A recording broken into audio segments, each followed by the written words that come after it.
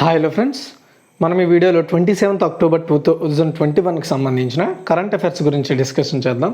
కాబట్టి ఈ video end వరకు చూసి మీకు నచ్చింది అనిపిస్తే లైక్ చేసి షేర్ చేసి మరిన్ని అప్డేట్స్ కోసం మన ఛానల్ని కంటిన్యూగా ఫాలో అవుతుండండి. ఎవరైతే కాంపిటేటివ్ జాబ్స్కి ప్రిపేర్ అవుతున్నారో వాళ్ళకి కరెంట్ అఫైర్స్ అనేవి చాలా ఉపయోగపడతాయి. ఇండియాలోనే the largest learning platform and academy. ఎవరైతే ఏపీఎస్సీ టీఎస్పీఎస్సీ పరీక్షలకి ఎస్ఐ కానిస్టేబుల్ పరీక్షలకి ప్రిపేర్ అవుతున్నారో వాళ్ళకి ఈ ప్లాట్ఫామ్ చాలా యూజ్గా ఉంటుంది. అండ్ వీళ్ళు కొన్ని ఆఫర్లు ప్రొవైడ్ చేస్తున్నారండి. ఈ ఆఫర్ ఏంటంటే లిమిటెడ్ ఆఫర్లు రెండు కూడా.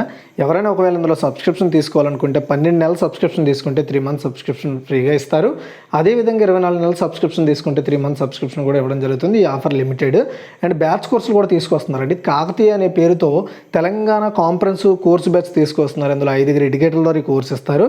అండ్ ఈ కోర్సు ఆల్రెడీ స్టార్ట్ అయింది. లక్ష్యం అనే పేరుతో గ్రూప్ 1 గ్రూప్ 2 ప్రిపేర్ కోసం ఒక కాంఫరెన్స్ బ్యాచ్ కోర్సు తీసుకొస్తున్నారు. ఇందులో మనం చూసుకుంటే 7 ఎడ్యుకేటర్ల ద్వారా ఈ బ్యాచ్ కోర్స్ అయితే స్టార్ట్ అవుతుంది. అండ్ ఏపీఎస్సీ వాళ్ళు నిర్వహించే జూనియర్ అసిస్టెంట్ కంప్యూటర్ అసిస్టెంట్కి సంబంధించి మొత్తం 11 మంది ఎడ్యుకేటర్ల ద్వారా ఈ కోర్స్ అయితే ప్రొవైడ్ చేయబోతున్నారు. ఇది ఆల్రెడీ స్టార్ట్ అయ్యింది ఈరోజు. అండ్ అదేవిధంగా మనకి ఎండోమెంట్ పేపర్ 2కి సంబంధించి 30వ తారీఖున ఈ నెల ఒక టెస్ట్ ఉండబోతుంది. ఇందులో 150 ప్రశ్నలు ఉంటాయి, 150 నిమిషాల టెస్ట్ ఉంటుంది. ఇది ఒక స్కాలర్షిప్ టెస్ట్ అండి. ఎవరైతే అందులో పార్టిసిపేట్ చేసి ర్యాంక్ 1 సంపాదిస్తారో వాళ్ళకి 1 year అకాడమీ వాళ్ళు సబ్స్క్రిప్షన్ ప్లాన్ ఫ్రీగా ప్రొవైడ్ చేస్తారు. అండ్ అదేవిధంగా మనకి తెలంగాణ స్పెషల్ సిరీస్ మీద 4 ఎడ్యుకేటర్ల ద్వారా క్లాసెస్ ప్రొవైడ్ చేస్తున్నారు. అండ్ అక్టోబర్ మంత్కి సంబంధించిన వీక్లీ కరెంట్ అఫైర్స్ని 3 ఎడ్యుకేటర్ల ద్వారా ప్రొవైడ్ చేయడం జరుగుతుంది. ఇక్కడ ఫ్రీకి ప్లస్కి డిఫరెన్స్ చూసుకుంటే ఫ్రీలో అన్నీ కూడా లిమిటెడ్ అండి, బట్ ప్లస్లో మాత్రం కంప్లీట్గా unlimited and doubt clearance sessions కూడా ఉండడం జరుగుతుంది. అండ్ మీరు ప్లస్ సబ్స్క్రిప్షన్ తీసుకుంటే మీకు వచ్చే ఫ్యూచర్స్ ఏంటంటే మీకు నచ్చిన ఎడ్యుకేటర్ ద్వారా నేర్చుకోవచ్చు, కంప్లీట్ ఎగ్జామ్ ప్రిపరేషన్ ప్లాన్ ఉంటుంది, రెగ్యులర్ డౌట్ క్లియరెన్స్ సెషన్స్ ఉంటాయి, మొత్తం సిలబస్ కవర్ చేస్తారు, ఫ్రీ టెస్ట్ సిరీస్ ఉంటాయి, వీక్లీ మాక్ టెస్ట్లు కూడా ఉంటాయి. అండ్ యాక్చువల్గా ఇందులో మనం ఇవన్నీ కూడా పొందాలి అనుకుంటే సబ్స్క్రిప్షన్ ప్లాన్ తీసుకోవాలి. యాక్చువల్గా ప్లాన్ 1 monthకి 1700 రూపాయలు. డిస్క్రిప్షన్లో మన కోడ్ ఉంటుంది, అది వచ్చేసి EDU Tech 10 అనే కోడ్. ఈ కోడ్ వాడితే మీకు 1530 రూపాయలకి రావడం జరుగుతుంది. సో 10% డిస్కౌంట్ ఇస్తారనమాట. డిస్క్రిప్షన్లో దీనికి సంబంధించిన అన్ని లింక్స్ ఉంటాయి. ఎవరైతే ఇంటి దగ్గర ఉండి కోచింగ్ తీసుకుందాం అనుకుంటున్నారో వాళ్ళకి ఇది ఒక బెస్ట్ ఆపర్చునిటీ. వీలైతే ట్రై చేయండి. మన ఫస్ట్ క్వశ్చన్, జిలిన్ 1 గాఫెన్ 02F అనే ఒక ఉపగ్రహాన్ని ఏ దేశం ప్రయోగించింది అంటే చైనా అండి. జియోక్వాన్ శాటిలైట్ లాంచ్ సెంటర్ నుండి చైనా జిలిన్ 1 గాఫెన్ 02F అనే ఉపగ్రహాన్ని కొయిజాన్ 1A లేదా KZ-1A అంటారు. ఈ క్వారియర్ ర్యాకెట్ ద్వారా, సో KZ-1A అనేది ఒక ర్యాకెట్. ఈ ర్యాకెట్ ద్వారా ఈ యొక్క జిలిన్ 1 గాఫెన్ 02F అనే ఒక శాటిలైట్ని ప్రయోగించడం జరిగింది. ఈ విషయాన్ని చైనా అధికారిక వార్తా సంస్థ జిన్హువా ప్రకటించింది. ఇది ఒక ఆప్టికల్ రిమోట్ సెన్సింగ్ శాటిలైట్. ఇది ఒక అధిక రిజల్యూషన్ చిత్రాలని, అదేవిధంగా హై స్పీడ్ డేటా ట్రాన్స్మిషన్ అందిస్తుందన్నమాట. భూమి నుండి ఆకాశానికి, ఆకాశం నుండి భూమిని. అండ్ ఏదైతే KZ-1A ఇది వేగవంతమైన ఓడకు అంటే లైక్ సింపుల్గా చెప్పాలంటే ఇది ఒక చాలా స్పీడ్ వేగంతో కూడిన ఒక అంతరిక్ష నౌక. తక్కువ ధర కలిగిన అతి చిన్న ఘన ఇంధన వాహక రాకెట్ ఇది. ఇది తక్కువ తయారీ వ్యవధి కలిగి ఉంటుంది. China aerospace science and industry corporation అభివృద్ధి చేసిన ఈ రాకెట్ 300 కిలోల లోపు బరువు ఉన్న తక్కువ కక్ష ఉపగ్రహాలను తీసుకెళ్లగలుగుతుంది.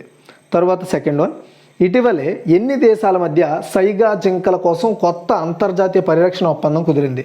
సైగా జింకలు అనేది చాలా అరుదుగా కనిపించే జింకలు అండి. ఇవి కొంచెం చాలా వెరైటీగా ఉంటాయి. వీటి మూతి కానీ ఇదంతా కూడా ఆకారము. మీరు కావాలంటే గూగుల్లో సెర్చ్ చేయొచ్చు. అయితే వీటి పరిరక్షణ కోసం ఎన్ని దేశాలు కలిసి ఒక ఒప్పందం కుదుర్చుకున్నాయంటే 4 దేశాలండి. అవి ఏంటి అంటే కజకిస్తాను, మంగోలియా, రష్యా, ఉజ్బెకిస్తాను. ఈ 4 దేశాలు కలిసి సైగా జింకలను కాపాడడం కోసం ఒక ఉమ్మడి పరిరక్షణ చర్యలలో భాగంగా United nations convention on the conservation of wild animals ప్రకారం ఈ సైగా జింకలను కాపాడడం కోసం ఒక అంతర్జాతీయ పరిరక్షణ ఒప్పందాన్ని కుదుర్చుకున్న ఈ 4 దేశాలు కలిసి. ఎందుకంటే ఈ 4 దేశాల్లో ఈ జింకలు కనబడడం జరుగుతుంది కాబట్టి అక్కడ ఈ జింకలను పరిరక్షించడం కోసం ప్రత్యేకమైన చర్యలు తీసుకోవడం కోసం ఒక దేశంతో ఇంకొక దేశం అనేది సహాయం చేసుకుంటుంది. ఈ యొక్క ఒప్పందం అనేది 5 సంవత్సరాల పాటు ఉండడం జరుగుతుందండి. ఓకే. తర్వాత థర్డ్ వన్, హర్యానా ప్రభుత్వం స్వస్థ హర్యానా యాప్ను ప్రారంభించింది. ఇది దేనికి సంబంధించినది అంటే ఆరోగ్యానికి సంబంధించిందండి. సింపుల్గా చెప్పాలంటే మనం ఏదైనా ఒక హాస్పిటల్ దగ్గర, గవర్నమెంట్ హాస్పిటల్లో ఓపీ కోసం వెయిట్ చేస్తూ ఉంటాం కదా, అలా కాకుండా మనం ఆన్లైన్లోనే ఓపీని పొందే విధంగా ఓకేనా. ఆన్లైన్లోనే ఓపీ పొందే విధంగా హాస్పిటల్స్ దగ్గర క్యూ లేకుండా సమర్థవంతంగా ఇంటి దగ్గర నుండే మన ఓపీని రిజిస్టర్ చేసుకొని ఆన్ టైంలో మనం అక్కడ అటెండ్ అయ్యే విధంగా ఈ యొక్క స్వస్థ హర్యానా అనే ఒక మొబైల్ అప్లికేషన్ అయితే అక్కడ ఉపయోగపడడం జరుగుతుంది. దాన్ని ఉద్దేశించి హర్యానా ఆరోగ్య మంత్రి అనిల్ విజ్ ఈ ప్రత్యేకమైన ఈ యాప్ని అయితే లాంచ్ చేయడం జరిగింది. సో రోగులు జనాభా సమాచారం, అదేవిధంగా ముందే రోగులు ఎవరైతే ఉంటారో వాళ్ళు రిజిస్టర్ చేసుకొని వాళ్ళు ఇంతకుముందు ఓపీ ఉంటే ఆ ఓపీ ద్వారా సో వాళ్ళు నెక్స్ట్ అపాయింట్మెంట్ని బుక్ చేసుకునేలా ఇది ఉపయోగపడడం జరుగుతుందని చెప్తున్నారు. ఓకే. తర్వాత అదేవిధంగా మనకి సో బ్లడ్ బ్యాంకుల గురించి కావచ్చు, అదేవిధంగా ఆ రోగులు పర్టికులర్ రోగుకి సంబంధించి అతని డీటెయిల్స్, అతను ఎందుకు హాస్పిటల్కి వెళ్ళాడు ఇంతకుముందు అనే డీటెయిల్స్ అన్నీ కూడా ఈ ఓపీ ద్వారా ఈ యొక్క స్వస్థ హర్యానా యాప్లో తెలిసిపోతాయి. తర్వాత 4th వన్, ముఖ్యమంత్రి తీర్థయాత్ర యోజనను పునఃప్రారంభించాలని ఏ రాష్ట్రం నిర్ణయించిందంటే ఢిల్లీ గవర్నమెంట్ అండి. యాక్చువల్గా కొన్ని ప్రాంతాలకి 60 సంవత్సరాలు దాటిన వాళ్ళకి ఉచితంగా సో ఢిల్లీ గవర్నమెంట్ ఏంటి అంటే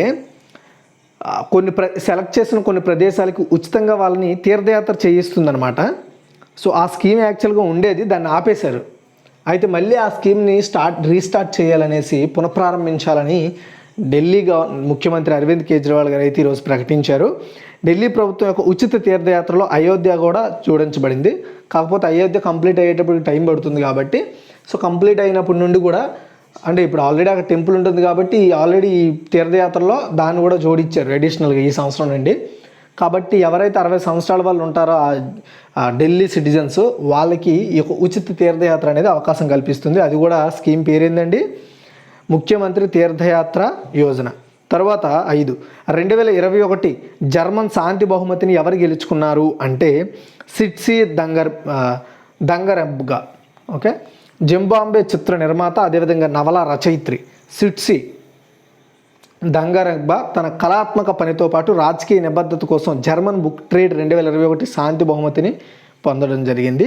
సిట్సీ దంగరెబ్గా. తర్వాత 6, పెగాసస్ స్నూపింగ్ ఆరోపణలపై విచారణకు. ఆల్రెడీ అందరూ మనకు తెలుసు పెగాసస్ అనేది ఒక ఏంటంటే పెగాసస్ అనే దాంట్లో చాలామంది యొక్క వ్యక్తిగత డీటెయిల్స్ అనేవి విడుదలయ్యాయి, రిలీజ్ అయ్యాయి. ఇవన్నీ మనకు అందరికీ తెలుసు.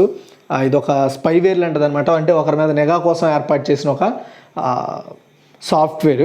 అయితే దీని మీద ఆరోపణలపై విచారణ చేయడం కోసం సుప్రీంకోర్టు ఏర్పాటు చేసిన నిపుణుల కమిటీలో ఎంతమంది సభ్యులు ఉన్నారంటే ముగ్గురుతో కలిపిన ఒక కమిటీని సుప్రీంకోర్టు ఈరోజు ప్రకటించింది.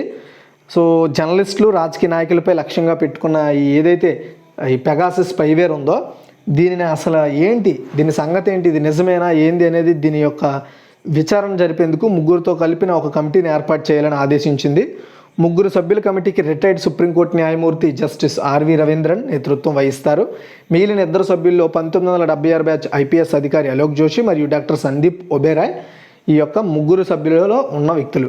తర్వాత 7th వన్, భారతీయ సంతతికి చెందిన అనితా ఆనంద్ ఏ దేశానికి కొత్త రక్షణ మంత్రిగా ఎన్నికయ్యారంటే కెనడా. ఓకే.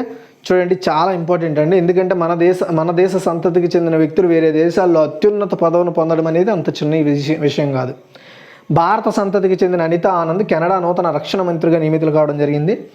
మంత్రివర్గ పునర్వ్యవస్థీకరణలో అంటే ఆల్రెడీ అక్కడ క్యాబినెట్ ఉంది, ఆ క్యాబినెట్లో కొంతమందిని మార్చాలనే ఉద్దేశంతో రీసెంట్గా మన ఇండియాలో కూడా జరిగింది ఇది.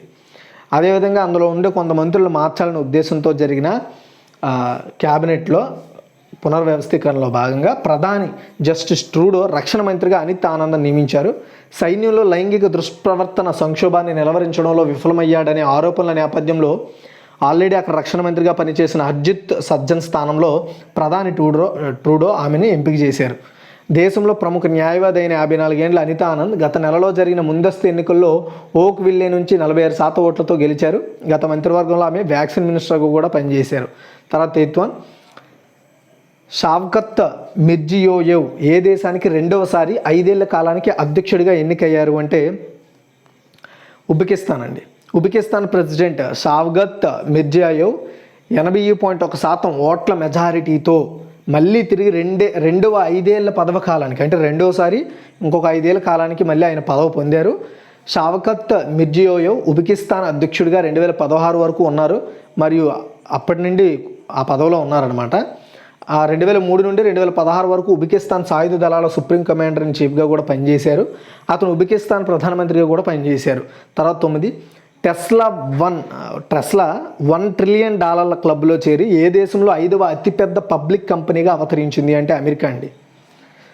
ఓకే, ఎలాన్ మాస్క్కి చెందిన టెస్లా $1 ట్రిలియన్ క్లబ్లో అమెరికాలో 5వ అతిపెద్ద పబ్లిక్ కంపెనీగా అవతరించింది. అయితే ఈ టెస్లా కంపెనీ అనేది యునైటెడ్ స్టేట్స్లోని కాలిఫోర్నియాలో పాలో ఆల్టోలో ఉన్న ఒక అమెరికన్ ఎలక్ట్రిక్ వాహనాలు అదేవిధంగా క్లీన్ ఎనర్జీ సంబంధించిన ఎక్విప్మెంట్స్ తయారు చేసే కంపెనీ. సో తెలుసు మనందరికీ ఎలాన్ మాస్క్ అనే అతను సో బాగా ధనికుడు ప్రపంచంలో. తరువాత 10 ఇటీవల ఇండియా పోస్ట్ పేమెంట్స్ బ్యాంకుతో భాగస్వామ్యం కుదుర్చుకున్న బ్యాంక్ ఏది అంటే HDFC బ్యాంక్ అండి. ఇండియన్ పోస్ట్ పేమెంట్స్ బ్యాంక్ అనేది పోస్టల్ డిపార్ట్మెంట్ కింద పరిధిలోకి వస్తుంది, అంటే గవర్నమెంట్ పరిధిలోకి వస్తుంది. అయితే దీంతో HDFC బ్యాంకు వీళ్ళిద్దరి మధ్య ఒక వ్యూహాత్మక భాగస్వామ్య ఒప్పందం కుదిరింది. వ్యూహాత్మకంగా అంటే ఏంటంటే ఏదో ఒక విషయాన్ని టార్గెట్ చేసుకొని ఈ భాగస్వామ్యం కుదుర్చుకున్నారనమాట. ఈ ఒప్పందంలో భాగంగా IPPBకి చెందిన సుమారు అంటే IPPB అంటే ఇండియన్ పోస్టల్ పేమెంట్స్ బ్యాంక్కి సంబంధించిన 4.7 కోట్ల మంది కస్టమర్లు ఎవరైతే ఉంటారో వాళ్ళకి గృహ రుణాలను అందించడం కోసం ఈ HDFC అనేది HDFC వాళ్ళు మళ్ళిస్తారనమాట. అంటే ఎవరైనా హోమ్ లోన్స్ తీసుకోవాలనుకోండి, ఈ ఇండియన్ పోస్ట్ పేమెంట్స్ బ్యాంక్ పరిధిలో ఉండే ఎవరైతే కస్టమర్లు ఉంటారో వాళ్ళని ఈ HDFC లోన్స్కి ట్రాన్స్ఫర్ చేస్తారు. సో IPPB నెట్వర్క్లో 650 శాఖలు, 136,000కి పైగా పోస్ట్ ఆఫీసులు ఉన్నాయి. HDFC గృహ రుణ ఉత్పత్తులు కోట్లాది మంది చేరేందుకు ఈ ఒప్పందం అనేది బాగా ఉపయోగపడుతుంది అనమాట. అంటే ఈ HDFC వాళ్ళు ప్రొవైడ్ చేసే ఏదైతే హోమ్ లోన్స్ ఉంటాయో అవి ఈజీగా పీపుల్లోకి రీచ్ అవ్వడానికి ఇది ఒక మంచి ఒప్పందం అని చెప్పొచ్చు. తర్వాత 11 లండన్ అండ్ పార్ట్నర్స్ dealroom.co నివేదిక ప్రకారం వాతావరణ పెట్టుబడుల్లో భారత్ ఎన్నో స్థానంలో నిలిచింది అంటే 9th ప్లేస్. ఓకే, చూడండి, గత 5 ఏళ్ళుగా అంటే గడిచిన 5 ఏళ్ళుగా వాతావరణ పరిరక్షణ టెక్నాలజీ పెట్టుబడులను ఆకర్షణీయంగా నిలుస్తున్న మొదటి 10 దేశాల జాబితాలో మన ఇండియా 9th ప్లేస్లో ఉందండి. భారత్కి చెందిన క్లైమేటిక్ సంస్థలు 2016-2021 మధ్య కాలంలో $1 బిలియన్ మేర వెంచర్ క్యాపిటల్ పెట్టుబడులు పెట్టాయి. ప్యారిస్ అంటే తగ్గించుకున్న వేరే దేశాల నుండి ప్యారిస్ ఒప్పందం 2016 ఏప్రిల్ 22 అనంతరం 5 ఏళ్లుగా చోటు చేసుకున్న పరిణామాలపై లండన్ అండ్ పార్ట్నర్స్ dealroom.co రూపొందించిన నివేదికలో ఈ అంశాలు వెల్లడయ్యాయి. ప్యారిస్ ఒప్పందం జరిగిన తర్వాత ఎవరైతే ఈ క్లైమేట్ చేంజ్కి ఎక్కువ పెట్టుబడులు ఆకర్షిస్తున్నారో, ఏ కంపెనీలు ఎక్కువగా పెట్టుబడులు ఆకర్షిస్తున్నాయి, ఏ దేశంలో ఉన్నాయనే దాని మీద అది కరెక్ట్గా అమలవుతున్నాయా లేదా, అది ఫాలో అవుతున్నారా లేదా ఆ ఒప్పందం ప్రకారం అనేసి లండన్ అండ్ పార్ట్నర్స్ dealroom.co అనే వీళ్ళిద్దరూ కలిసి రూపొందించిన నివేదికలు ఈ విషయాలు వెల్లడించారు. ఈ నివేదిక ప్రకారం ప్యారిస్ ఒప్పందం తర్వాత ప్రపంచవ్యాప్తంగా క్లైమేట్ టెక్ కంపెనీల్లో పెట్టుబడులు అనేవి బాగా పెరిగాయని చెప్తున్నారు. ఈ పెట్టుబడులు అందుకున్న టాప్ 10 దేశాల్లో $48 బిలియన్ అమెరికా అగ్రస్థానంలో ఉంది. ఎక్కువ పెట్టుబడులు అందుకున్న దేశాల్లో $48 billion America first, $18.6 billion China second, $5.8 billion Sweden third ప్లేస్లో నిలవడం జరిగింది. ఓకే, అండ్ తర్వాత జరిగింది. అయితే ఇది మీరు గుర్తుపెట్టుకోవాలి, ఫస్ట్ 3 ప్లేసెస్లో ఉన్న స్థలాలు. అయితే కాలుష్యకారక ఉద్గారాలను 0 స్థాయికి తగ్గించే దిశగా అంతా సమిష్టిగా పనిచేయడంపై ప్రపంచ దేశాల దృష్టి పెట్టాలని కూడా ఆ నివేదిక చెప్పింది. తర్వాత 12 grand Swiss tour chess tournament 2021 ఎక్కడ జరిగింది, ఎక్కడ జరుగుతోంది అని కూడా అడగవచ్చు. ఆన్సర్ వచ్చేసి రిగా. ప్రజెంట్ ఇప్పుడు జరుగుతోంది, ఫ్యూచర్లో జరిగింది అని అడుగుతారు, లేదా ఆతిథ్యం ఇచ్చింది అని అడుగుతారు. రిగా అండి, లాత్వియా దేశ రాజధాని నగరం రిగాలో. ఓకే, లాత్వియా రాజధాని నగరం రిగాలో అంతర్జాతీయ చెస్ సమైక్య అంటే ఫిడే ఆధ్వర్యంలో 2021 అక్టోబర్ 27 అంటే ఈరోజు grand Swiss tour chess tournament 2021 ప్రారంభమైంది. ఓపెన్ విభాగంలో, మహిళల విభాగంలో ఈ టోర్నీ నిర్వహిస్తున్నారు. ప్రపంచ చెస్లో అగ్రశ్రేణి క్రీడాకారులు ఈ మెగా ఈవెంట్లో పాల్గొంటారు. Grand Swiss tour chess tourney open విభాగంలో భారత్ నుంచి 10 మంది గ్రాండ్ మాస్టర్లు పాల్గొంటున్నారు. అందులో పురుషుల విభాగంలో చూసుకుంటే పెంటెల హరికృష్ణ, అధిబన్, నిహాల్ సరీక్, డి గుకేష్, కృష్ణన్ శశికిరణ్ అండ్ ఎరిగైసి అర్జున్, సేతురామన్, ప్రజ్ఞానంద్, సూర్యశేఖర్ గంగోలీ, రౌనక్ సాద్వానీ ఇందులో ఉన్నారు. అదే మహిళల విభాగంలో ద్రోణావల్లి హారిక, పద్మిని రౌత్, వంతిక అగర్వాల్, దివ్య దేశ్ముఖ్ ఆడుతున్నారు. తరువాత 13 world day for audio visual heritage ఎప్పుడు జరుపుకుంటారంటే అక్టోబర్ 27 అండి. హెరిటేజ్ ప్లేసెస్ ఉంటాయి కదా, వాటిని రాబోయే తరాలు కూడా గుర్తుపెట్టుకునేలా వీడియో పరంగా అదేవిధంగా ఆడియో పరంగా వాటి యొక్క సమాచారాన్ని భద్రపరచడం కోసం ప్రతి సంవత్సరం world day for audio visual heritage అనేది WHO అంటే ఐక్యరాజ్య సమితి ఈ డేని జరుపుకోవాలని నియమించింది.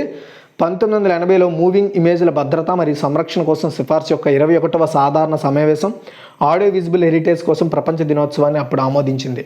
ఓకే, అంటే హెరిటేజ్ ప్లేసెస్ని కాపాడడం కోసం ఆడియో రూపంలో కావచ్చు, వీడియో రూపంలో కావచ్చు, వాటిని కాపాడుకోవడం కోసం దాని ప్రాముఖ్యత తెలియజేయడం కోసం ఈ డే పనిచేస్తుంది. అయితే ఈ సంవత్సరం థీమ్ ఏంటి అంటే your window to the world అనే థీమ్తో సెలబ్రేట్ చేస్తున్నారు. తర్వాత 14 ఏ దేశ మాజీ అధ్యక్షుడు రోహ్ తే వు ఇటీవల మరణించారు అంటే దక్షిణ కొరియా అండి. దక్షిణ కొరియా మొట్టమొదటి ప్రజాస్వామ్యబద్ధంగా ఎన్నికైన అధ్యక్షుడిగా ఎన్నికైన దక్షిణ కొరియా మాజీ జనరల్ రోహ్ తే వు మరణించారు. ఆయన చనిపోయేటప్పటికి ఆయన ఏజ్ 88 సంవత్సరాలు. అతను 1987 ఎన్నికల్లో ఈ పదవికి ఎన్నిక కావడం కూడా జరిగింది, అంటే అధ్యక్షుడి పదవికి. అయితే అతను ఆల్రెడీ కొన్ని రోజులు జైలు శిక్ష కూడా అనుభవించిన వ్యక్తి అనమాట. ఆఫ్టర్ సో ఆయన ఈ పదవిలో ఎన్నిక కావడం జరిగింది. తర్వాత 15 భారత అత్యున్నత క్రీడా award major Dhyan Chand Khel Ratna award 2021కు ఎంతమంది అథ్లెట్లను జాతీయ క్రీడా అవార్డుల కమిటీ సిఫార్సు చేసింది. అంటే ఎవరెవరికి మీరు ఈ అవార్డులు ఇవ్వాలనేది ఆ కమిటీ ఉంటుంది, ఆ కమిటీ నిర్ణయిస్తుంది అనమాట. ఆ కమిటీ సిఫార్సు చేస్తుంది ప్రభుత్వానికి, దాన్ని బట్టి అవార్డులు ఇస్తారు. మొత్తం 11 మందికి సిఫార్సు చేశారండి. ఓకే, ఇది మేజర్ ధ్యాన్ చంద్ ఖేల్ రత్న అవార్డు అనమాట. ఇది భారత అత్యున్నత క్రీడా అవార్డుగా పేరు పొందింది. సో జావెలిన్లో టోక్యో ఒలింపిక్స్ 2020లో చారిత్రాత్మక గోల్డ్ మెడల్ సాధించిన నీరజ్ చోప్రాతో పాటు ఇతర ఒలింపిక్ పథక విజేతలు రవి దహియా అండ్ PR శ్రీజేష్, లోవ్లీనా బోర్గోహైల్ ఈ లిస్టులో ఉన్నారు. సునీల్ ఛెత్రీతో పాటు ప్రముఖ భారత మహిళా క్రికెటర్ మిథాలీ రాజ్ కూడా ఈ యొక్క అవార్డుకి అయితే ఈ అవార్డు లిస్టులో అయితే ఆవిడ పేరుంది. పారా ఒలింపిక్స్లో 2 పథకాలు సాధించిన మొదటి భారతీయ మహిళగా పారా ఒలింపియన్ అవనీ లేఖరా కూడా ఖేల్ రత్న అవార్డుకి ఎంపికైందండి. ఓకేనా. సో పారా ఒలింపిక్స్ 2020లో F64 పారా జావెలిన్ త్రోలో గోల్డ్ మెడల్ను సొంతం చేసుకున్న సుమిత్ యాంటిల్ కూడా ఖేల్ రత్నకు సిఫార్సు అయ్యారు. వీరితో పాటు 35 మంది భారత అథ్లెట్ అర్జున్ అవార్డుకి సిఫార్సు చేశారు. 35 మందిని అర్జున్ అవార్డుకి, ఖేల్ రత్న అవార్డుకి 11 మందిని. గతంలో రాజీవ్ గాంధీ ఖేల్ రత్న అవార్డుగా పిలిచేవారు. ప్రస్తుతం ఈ అవార్డుని ప్రధాని మోదీ గారు లెజెండరీ హాకీ ఆటగాడు మేజర్ ధ్యాన్ చంద్ పేరుతో మార్చారు. ఇటీవల టోక్యో ఒలింపిక్స్ 2020లో హాకీలో భారతదేశ ప్రదర్శన ఆధారంగా భారతదేశ అత్యున్నత క్రీడా పురస్కారంగా దీన్ని మార్చడం జరిగింది. అయితే ఖేల్ రత్న అవార్డులు సిఫార్సు అయిన అథ్లెట్లు ఎవరు అంటే Neeraj Chopra javelin, Ravi Dahiya wrestling, PR Sreejesh hockey, Lovlina Borgohain boxing, and తర్వాత Sunil Chhetri football, Mithali Raj cricket, Pramod Bhagat badminton, Sumit Antil javelin, Avani Lekhara Paralympian, Krishna Nagar badminton, M Narwal shooting. Okay, క్రికెట్లో పురుషులు అయితే ఎవరు కూడా ఈ ఖేల్ రత్న అవార్డుకి ఎంపిక కాలేదు, గుర్తుపెట్టుకోండి. సో జిలిన్ 1 గాఫెన్ 02F అనే ఒక ఉపగ్రహాన్ని ఏ దేశం ప్రయోగించిందంటే చైనా. అండ్ ఇటీవల ఎన్ని దేశాల మధ్య సైగా జింకల కోసం కొత్త అంతర్జాతీయ పరిరక్షణ ఒప్పందం కుదిరిందంటే 4 దేశాల మధ్య. తర్వాత క్వశ్చన్ చూసుకుంటే హర్యానా ప్రభుత్వం స్వస్థ హర్యానా యాప్ను ప్రారంభించింది. ఇది దేనికి సంబంధించిందంటే హెల్త్కి సంబంధించింది. ముఖ్యమంత్రి తీర్థయాత్ర యోజనను పునఃప్రారంభించాలని ఏ రాష్ట్రం నిర్ణయించిందంటే ఢిల్లీ. అండ్ 2021 జర్మన్ శాంతి బహుమతి గెలుచుకున్న వ్యక్తి ఎవరు అంటే సిట్సీ దంగర్బెంగా. అండ్ బెగాసస్ స్నూపింగ్ ఆరోపణలపై విచారణకు సుప్రీంకోర్టు ఏర్పాటు చేసిన నిపుణుల కమిటీలో ఎంతమంది సభ్యులు ఉన్నారు అంటే 3. అండ్ భారతీయ సంతకు చెందిన అనితా ఆనంద్ ఏ దేశానికి కొత్త రక్షణ మంత్రిగా ఎంపికయ్యారంటే కెనడాకి. తర్వాత క్వశ్చన్ చూసుకున్నట్టయితే షావ్కత్ మిర్జియోయేవ్ ఏ దేశానికి రెండోసారి 5 ఏళ్ల కాలానికి అధ్యక్షుడిగా ఎన్నికయ్యారంటే ఉజ్బెకిస్తాన్. అండ్ టెస్లా $1 ట్రిలియన్ క్లబ్లో చేరి ఏ దేశంలో 5వ అతిపెద్ద పబ్లిక్ కంపెనీగా అవతరించిందంటే అమెరికా. అండ్ ఇటీవల ఇండియా పోస్ట్ పేమెంట్స్ బ్యాంకుతో భాగస్వామ్యం కుదుర్చుకున్న బ్యాంక్ ఏది అంటే HDFC bank. London and partners dealroom.co నివేదిక ప్రకారం వాతావరణ పెట్టుబడుల్లో భారత్ ఎన్నో స్థానంలో ఉంది అంటే 9. అండ్ తర్వాత క్వశ్చన్ చూసుకుంటే grand Swiss tour chess tournament 2021 ఎక్కడ జరుగుతోంది అంటే రెగా అండి. And world day for audio visual heritage ఎప్పుడు జరుపుకుంటారంటే October 27న. అండ్ ఏ దేశ మాజీ అధ్యక్షుడు రోహ్ తే వు ఇటీవల మరణించారంటే దక్షిణ కొరియా. భారత అత్యున్నత క్రీడా award major Dhyan Chand Khel Ratna award 2021కి ఎంతమంది అథ్లెట్లు జాతీయ క్రీడా అవార్డు కమిటీ సిఫార్సు చేసిందంటే 11 మందినండి. సో ఇది టోటల్గా ఈరోజు అప్డేట్స్. ఈ వీడియో నచ్చితే లైక్ చేసి షేర్ చేసి మరిన్ని అప్డేట్స్ కోసం మన ఛానల్ ఫాలో అవ్వండి. Thanks for watching.